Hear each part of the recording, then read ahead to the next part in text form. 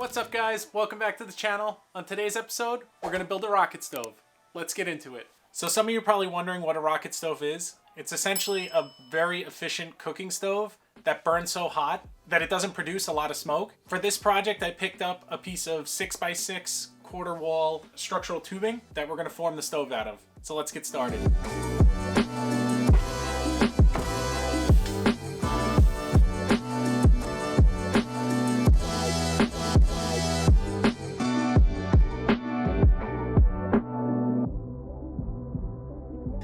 So this is the design I decided to go with. The main stack will be 24 inches. The area where you're putting the wood in will be 14 inches. And then the air intake will be 10 inches. And then obviously plus the 6 inches from the main stack. And then I also left a 2-inch space at the bottom for the ashes to fall into so you could clean it out as the stove is running. That'll have like a grate over it to prevent the actual wood from falling in there. So I'm going to get to marking it out on this tube. Yeah, we'll see how that turns out.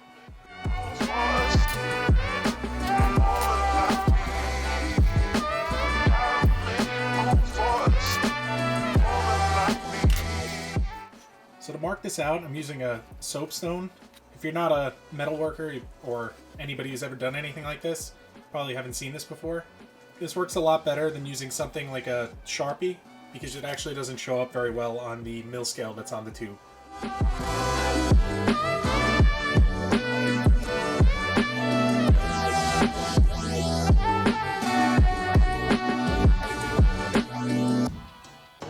So I have the tube all laid out on how I want to cut it up. I'm going to get out my little plasma cutter that I got off Amazon and get to cutting it up. So hopefully this thing has the guts to cut it because it's not the best.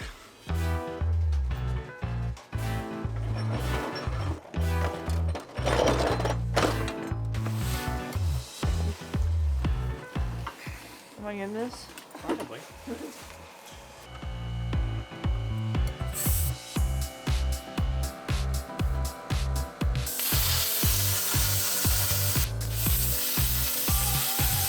So one of the things I did wrong here was using the framing square as a guide. I probably should have used a piece of angle iron or flat bar that was disposable because I ended up melting the edge of the square when I went a little off course.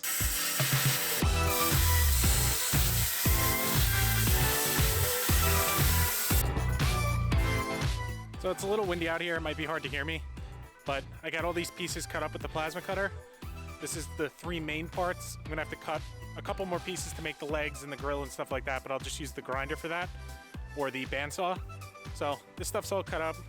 Plasma cutter did an okay job. I'm gonna have to clean it up with the grinder out here. I'm gonna get to doing that and catch up with you guys in a minute.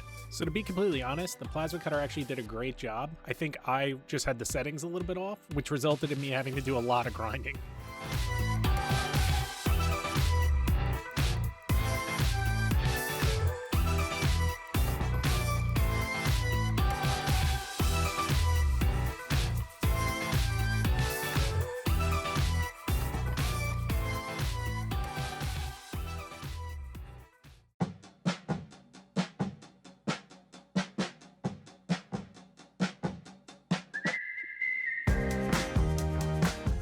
So I got these 3 pieces cleaned up, and then I also, before I brought this inside, I cut out the squares. So basically this is going to be for the air inlet, and then that is going to be for the wood inlet.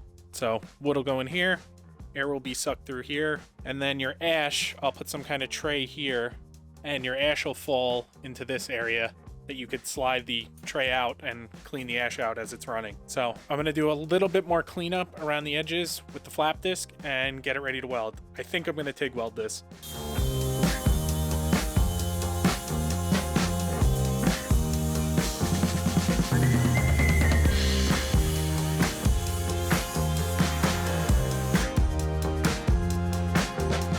So I know I said I was going to TIG weld this, but the gaps were a little bit too big, and truthfully I just wanted to save some time, so I decided to make it instead.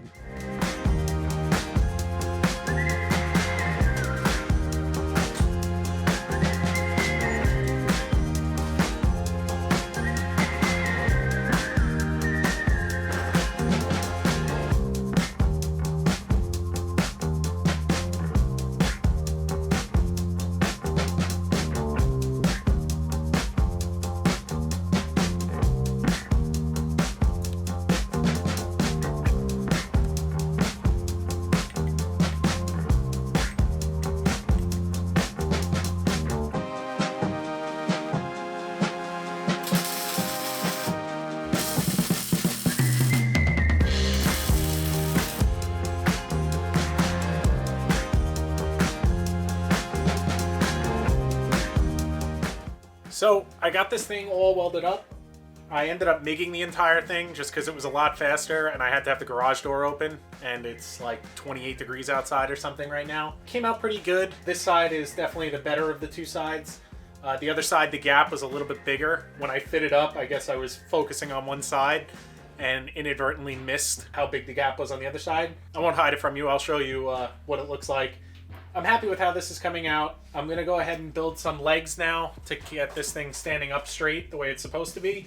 And then I gotta put a grate of some kind in the bottom of the fire chute so that it doesn't block off the air inlet.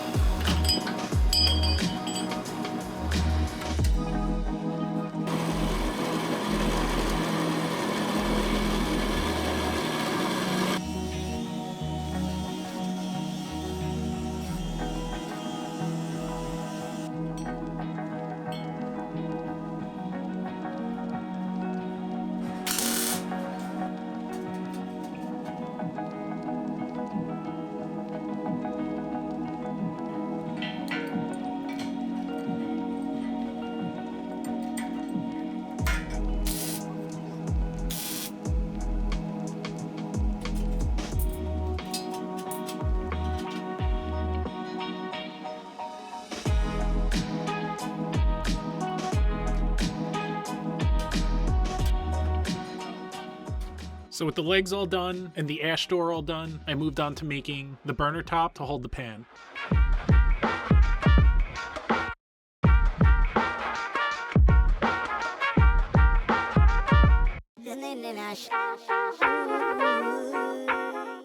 With everything done and welded together, I'm just gonna quickly wipe this thing down with some acetone and then spray it with some barbecue black spray paint.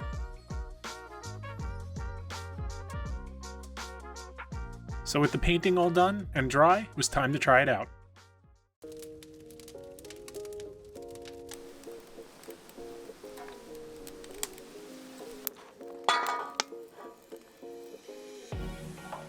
So of course the day I wanted to try this stove out, it decided to snow 1.5 feet, but hey, that's part of the fun. Anyway, I think the stove came out great and it works really well. I hope you guys enjoyed it. Please remember to like and subscribe, and I'll see you on the next one.